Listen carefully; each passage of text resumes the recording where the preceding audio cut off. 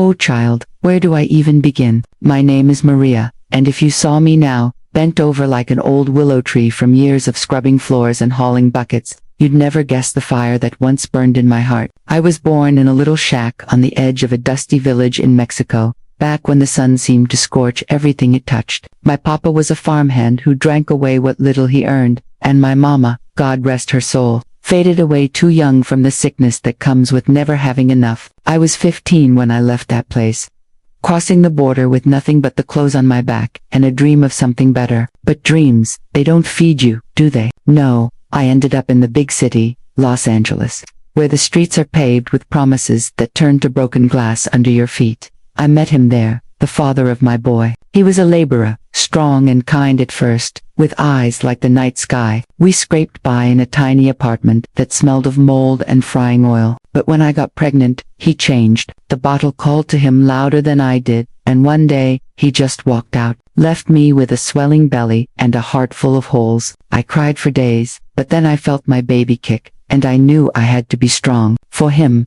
my little Antonio, he came into this world screaming, with tiny fists clenched like he was ready to fight the unfairness of it all. From that moment, he was my everything, my sun, my moon, my reason to keep breathing. Lord, the work I did to raise him. I started as a maid in the fancy hotels downtown, the ones where rich folks leave their messes without a thought. I'd wake before dawn, my bones aching from the day before, and take 2 buses to get there, scrubbing toilets till my hands cracked and bled, changing sheets that smelled of strangers' secrets, smiling when the guests snapped their fingers like I was nothing. Si, señora, I'd say, beating back the tears. Sometimes I'd find a tip, a crumpled $1 or 2, and I'd clutch it like gold. That money went straight to Antonio, a warm bottle, a second-hand toy, shoes that didn't pinch his growing feet. When he was little, we'd share our one-room home, a place with walls so thin you could hear the neighbors' arguments like they were your own. I'd come home exhausted, my back screaming,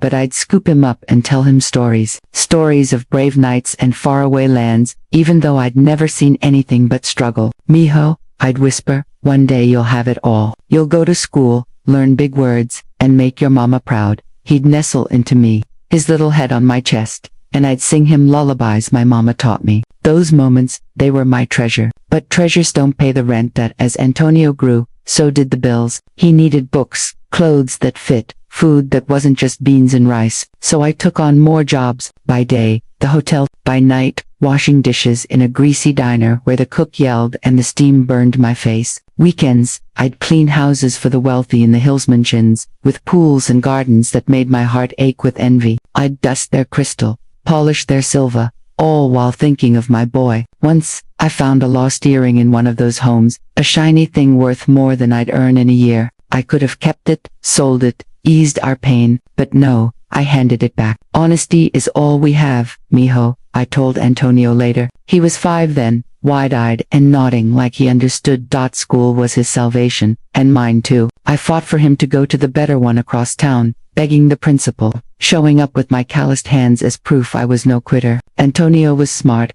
oh so smart. He brought home A's in drawings of us together, happy under a blue sky. I'd save every penny for his future, hiding coins in a jar under the bed, skipping meals so he could have seconds. When he was 10, he got sick with a fever that wouldn't break. I carried him to the clinic in the rain, my shoes soaked through, praying all the way. The doctor said it was pneumonia, and the medicine cost a fortune. I sold my only necklace, the one from my mama, to pay for it. But he got better, and that was worth 1,000 necklaces. Years flew by like birds migrating south. Antonio grew tall and handsome, with his father's eyes, but my stubborn spirit. He worked odd jobs after school, delivering papers, mowing lawns to help, but I wouldn't let him quit studying. No, mijo, your hands are for books, not blisters, I'd say. He got a scholarship to college. Can you believe it? My boy, going to university. I cried the day he left, packing his bag with tamales I'd made from scratch. Make me proud, I whispered, hugging him tight. He promised he would. At first, he called every week, told me about classes, friends,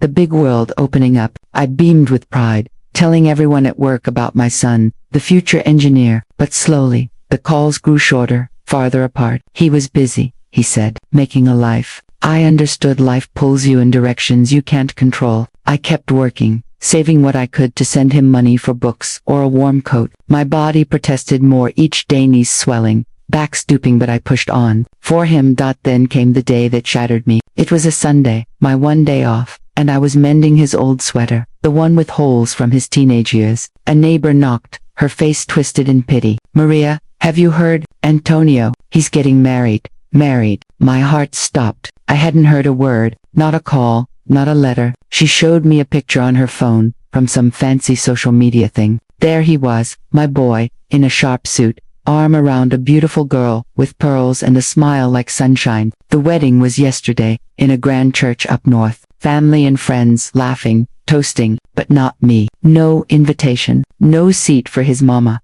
I sat there, the sweater falling from my hands, tears blurring everything. Why, me? Why shut me out? Was I too poor, too worn out, to fit in your new world? Did the smell of bleach on my clothes embarrass you? All those nights I went hungry so you could eat, all those dawns I rose before the sun gone, like dust in the wind. I pictured him as a baby, clutching my finger, as a boy, running into my arms after school, as a man, walking away without a backward glance. I didn't call him. What would I say? Why did you forget me? No, pride is all I have left, but the hurt, oh, it runs deep, like a river carving stone. I still work, though slower now, in the same hotels, seeing mothers with their children, and feeling the ache anew. Sometimes, in the quiet nights, I whisper prayers for him and his wife. May they have joy, the kind I dreamed for us, and maybe, one day, he'll remember the woman who gave him wings, even if he flew too far to look back. But until then, I carry on, because that's what mamas do. We love, even when it breaks us.